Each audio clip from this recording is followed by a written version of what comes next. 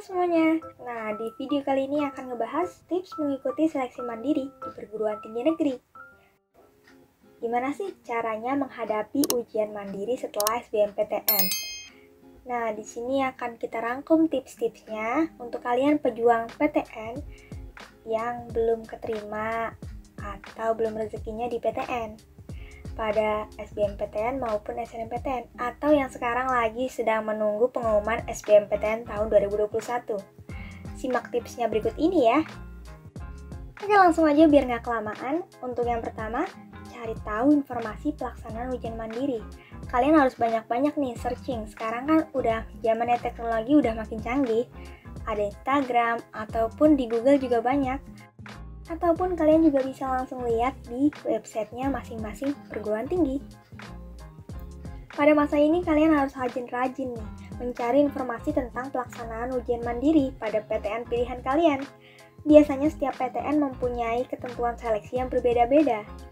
Jadi, kalian perlu mencatat terkait tata cara ujian, syarat ujian, jadwal, dan biaya pendaftaran, hingga apa saja yang dibutuhkan nantinya pada hari H ujian seleksi mandiri.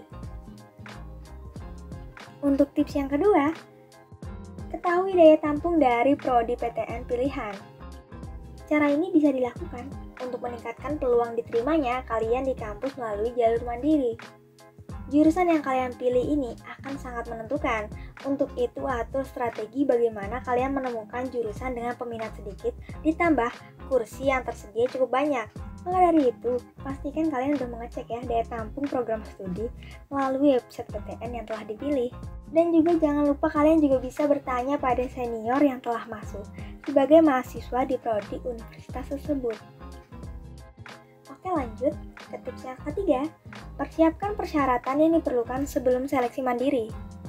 Karena ketentuan ujian mandirinya diatur oleh masing-masing PTN, maka syarat yang dibutuhkan akan berbeda-beda tentunya. Kalian tetap harus update mengenai informasi persyaratan yang diperlukan. Jangan lupa juga untuk siapkan semua berkas jauh-jauh hari sebelum pelaksanaan ujian mandiri. Untuk tips yang keempat, perbanyaklah latihan soal dan pelajari materi ujian SBMPTN. Nah, dengan kalian memperbanyak latihan soal, itu akan membantu dalam menguasai materi loh. Tidak hanya memudahkan, namun juga bisa mempelajar kalian dalam menjawab soal saat ujian nanti. Saat ini memang banyak kampus yang menggunakan standar nilai SBMPTN untuk mengukur kemampuan siswa. Tetapi masih banyak juga loh kampus yang tetap membuat ujian masuk tes tertulis di kampusnya secara mandiri. Biasanya, kualitas ujian yang diberikan hampir mirip dengan soal SBMPTN. Tips yang kelima, tetap semangat dan jaga kesehatan. Ini penting loh, dengan meningkatkan kualitas belajar dan uas kembali materi yang belum kalian kuasai, serta optimis. Tentunya juga serius dalam mengikutinya ya. Atur jadwal belajar agar nantinya kalian tetap bisa istirahat dan perbanyak konsumsi makanan bergizi, serta lakukan olahraga minimal 15 menit setiap harinya. Nah, biasanya masalah kesehatan ini sering dianggap enteng oleh banyak orang. Tapi pokoknya kalian jangan lupa untuk menjaga kesehatan agar imunitas kalian tetap terjaga dan bisa lancar mengerjakan ujiannya. Oke, lanjut ke tips yang terakhir. Pastikan kalian tidak memiliki masalah terkait dengan dana kuliah.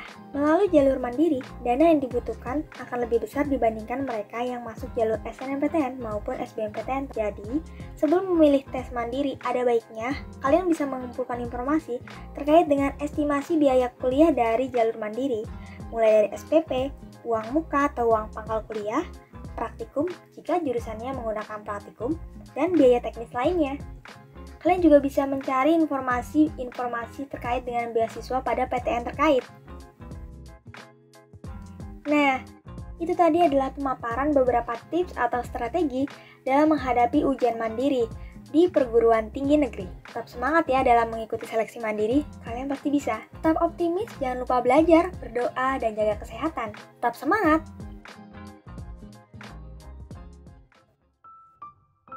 Terima kasih telah menonton video ini. Stay tune di channel ini untuk dapetin info dan tutorial menarik lainnya.